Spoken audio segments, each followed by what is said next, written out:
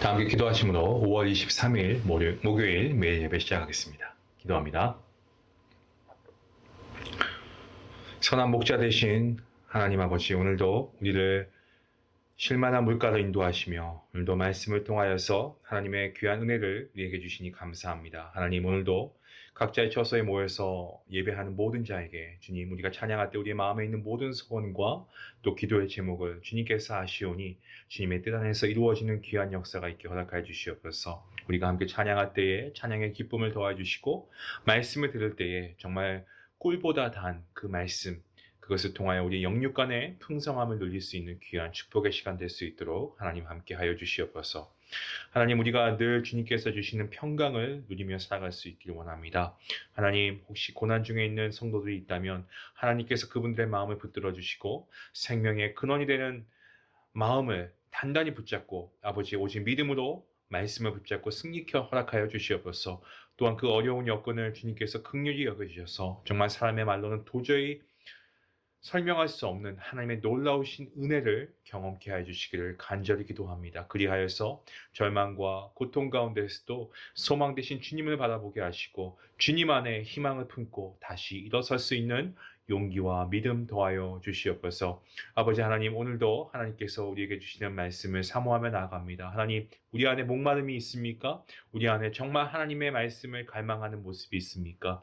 하나님, 우리가 살아가는 동안에 많은 것들이 놓쳐지고 있다고 해도 하나님 말씀 읽는 것, 하나님의 말씀을 묵상하는 것, 이것을 우리가 놓치지 않도록 도와주시고 우리가 정말 하나님을 사랑하고 하나님의 말씀을 사모하여서 날마다 주님과 가까운 삶을, 주님과 더욱더 교제가 깊어지는 삶을 살아갈 수 있도록 하나님 은혜 베풀어 주시옵소서. 몸이 약하고 또 병들고 지쳐있는 자에게 주님께서 찾아가 주시고 치유자가 되어주시고 친구가 되어주시고 위로자가 되어주시고 모든 마음 가운데 주님의 평강을 누리게 인도하여 주시옵소서. 오늘도 예배하는 모든 분들에게 하나님께서 동일한 은혜로 함께 하실 것을 믿고 감사하며 모든 말씀 예수님의 이름으로 기도하옵나이다. 아멘.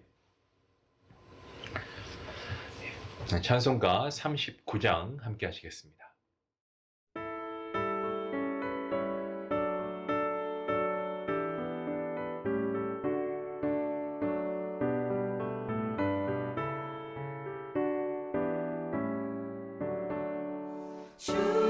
은혜를 받으려 모인 성도들 주 크신 뜻 깨닫게 하옵소서. 내 고통의 멍에를 다 벗게 되니 날 구속하신 이름 찬양하리.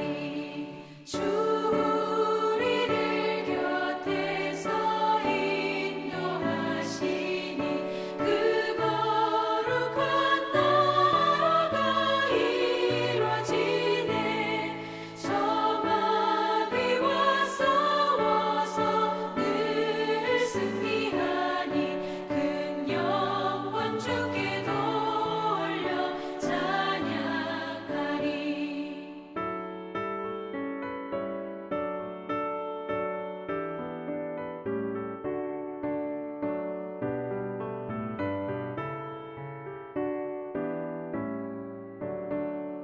주 우리의 방패와 장검 되시니 나 승리의 주님을 따릅니다.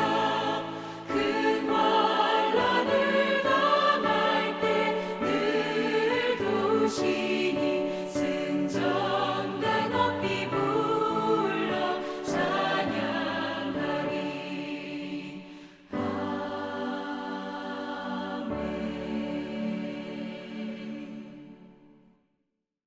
오늘 말씀은 열왕기상 20장 13절부터 25절까지 말씀드리겠습니다. 우리 함께 말씀을 읽도록 하겠습니다. 한 선지자가 이스라엘의 아합 왕에게 나아가서 이르되 여호와의 말씀이 내가 이 큰 무리를 보느냐 내가 오늘 그들을 내 손에 넘길 것이니 너는 내가 여호와인 줄을 알리라 하셨나이다. 아합이 이르되 누구를 통하여 그렇게 하시리이까? 대답하되 여호와의 말씀이 각 지방 고관의 청년들로 하리라 하셨나이다. 아합이 이르되 누가 싸움을 시작하리이까? 대답하되 왕이니이다. 아합이 이에 각 지방 고관의 청년들을 계수하니 232명이요 그 외의 모든 백성 곧 이스라엘의 모든 자손을 계수하니 7,000명이더라. 그들이 정오에 나가니 베나닷은 장막에서 돕는 왕 32명과 더불어 마시고 취한 중이라. 각 지방의 고관의 청년들이 먼저 나갔더라. 베나닷이 정탐꾼을 보냈더니 그들이 보고하여 이르되 사마리아에서 사람들이 나오더이다 하매 그가 이르되 화친하러 나올지라도 사로잡고 싸우러 나올지라도 사로잡으라 하니라. 각 지방 고관의 청년들과 그들을 따르는 군대가 성읍에서 나가서 각각 적군을 쳐 죽임에 아람 사람이 도망하는지라. 이스라엘 쫓으니 아람 왕 베나닷이 말을 타고 마병과 더불어 도망하여 피하니라. 이스라엘 왕이 나가서 말과 병거를 치고 또 아람 사람을 쳐서 크게 이겼더라. 그 선지자가 이스라엘 왕에게 나와 이르되 왕은 가서 힘을 기르고 왕께서 행할 일을 알고 준비하소서. 해가 바뀌면 아람 왕이 왕을 치러 오리이다 하니라. 아람 왕의 신하들이 왕께 아뢰되 그들의 신은 산의 신이므로 그들이 우리보다 강하였거니와 우리가 많이 평지에서 그들과 싸우면 반드시 그들보다 강하지라. 또 왕은 이 일을 행하실지니 곧 왕들을 제하여 각각 그곳에서 떠나게 하고 그들 대신에 총독들을 두시고 또 왕의 잃어버린 군대와 같은 군대를 왕을 위하여 보충하고 말은 말대로 병거는 병거대로 보충하고 우리가 평지에서 그들과 싸우면 반드시 그들보다 강하리이다. 왕이 그 말을 듣고 그리하니라. 아멘.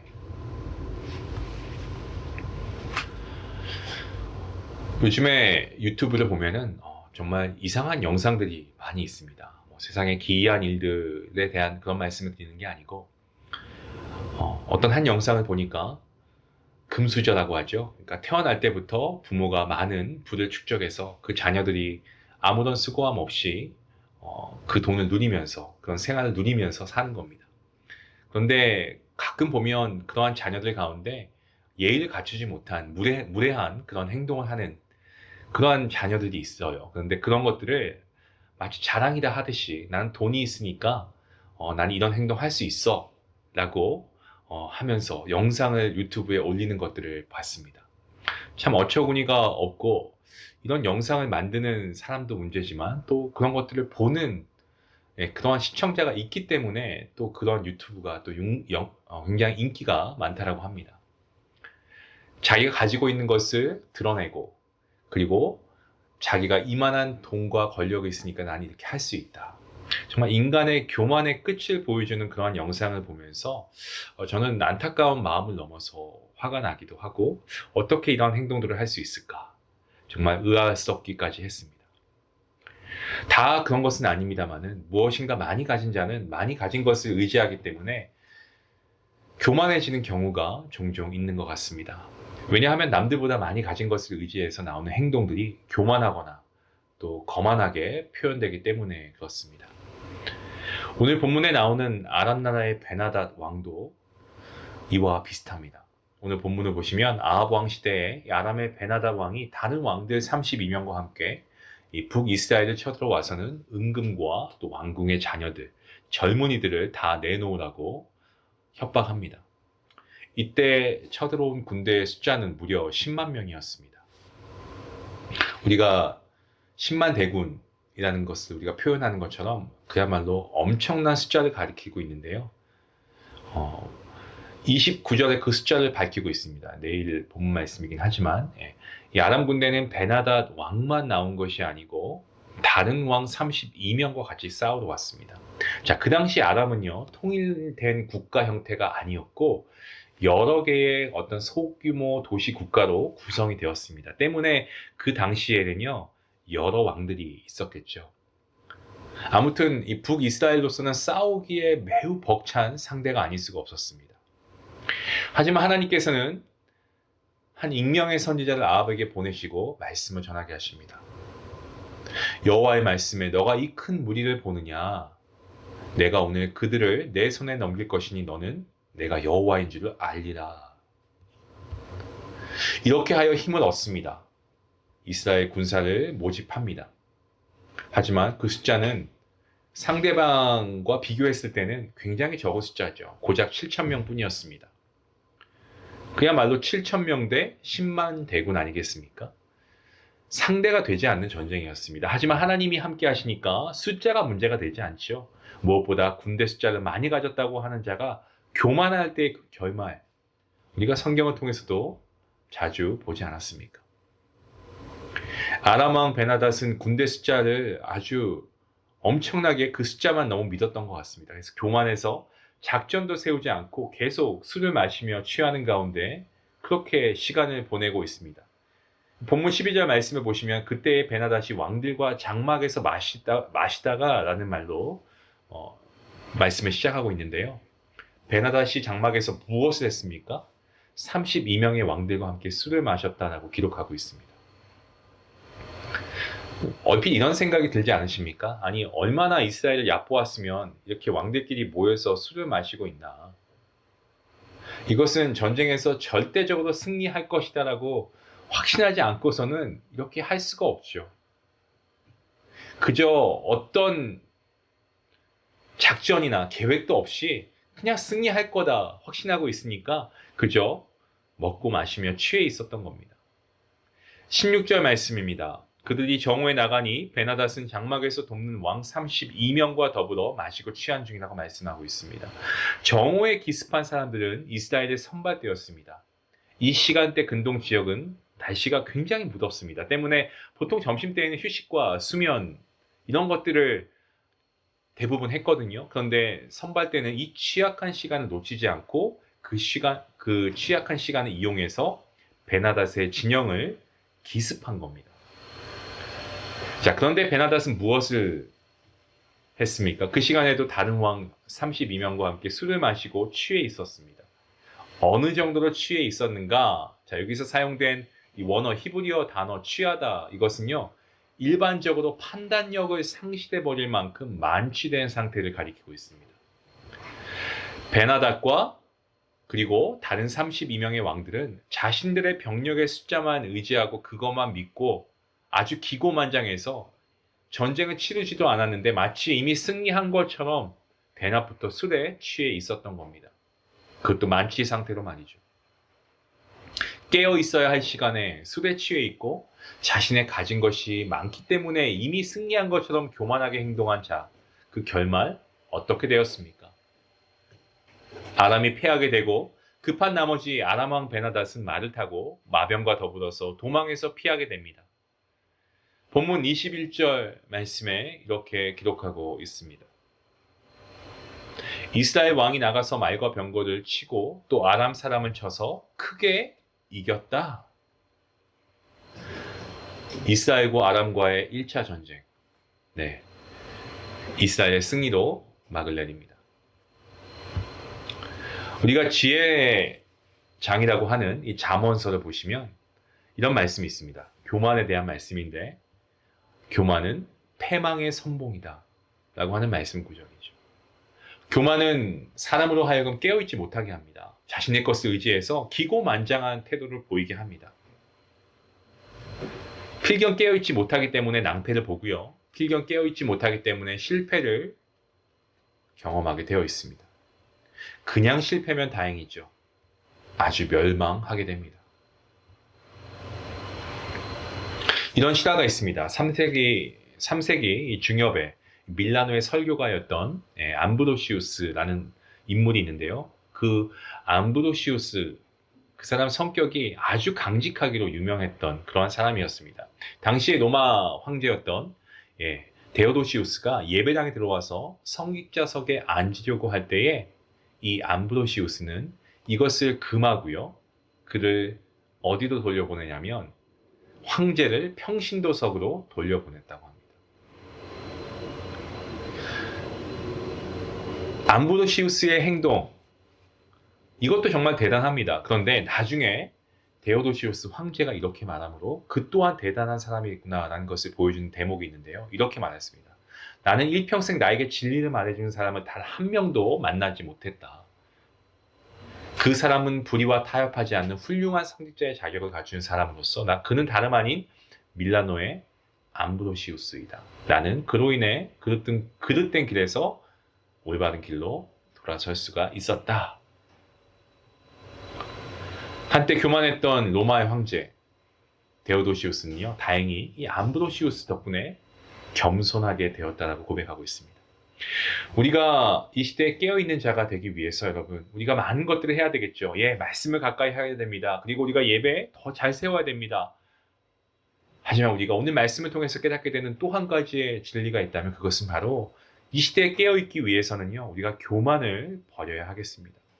교만의 병에 걸리는 순간 우리는 영적으로 잠을 자게 되어 있습니다. 교만하면 하나님도 보이지 않고요. 마치 오늘 우리가 계속해서 보고 있는 이 인물, 베나닷, 아람 왕 베나닷, 많은 병력의 숫자만 믿고 작전을 세우기는커녕 기고만장해서 술에 취해 있었던 것처럼 여러분, 교만하면 잠에서 깨어날 수가 없습니다. 사랑하는 성도 여러분, 오늘 본문 말씀 우리에게 주시는 교훈이 무엇일까요? 우리가 살아가는 이 시대 마지막 때라고 해도 과언이 아닌 것 같습니다. 정말 주님 오실 날이 언제인지 우리는 알 수가 없지만 마지막 때를 우리가 계속 우리가 경험하고 있는 것 같습니다. 이때 우리가 깨어 있어야 하겠죠.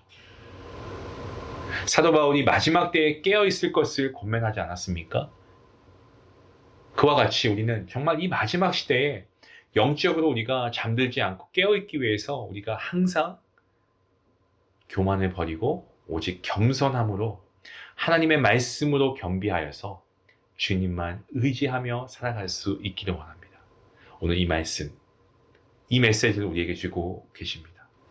이러한 말씀의 메시지대로 우리가 교만을 버리고 겸손한 그리스도인으로 거듭날 수 있는 저와 여러분 모두가 될 수 있기를 주님의 이름으로 간절히 축원합니다. 기도하시겠습니다.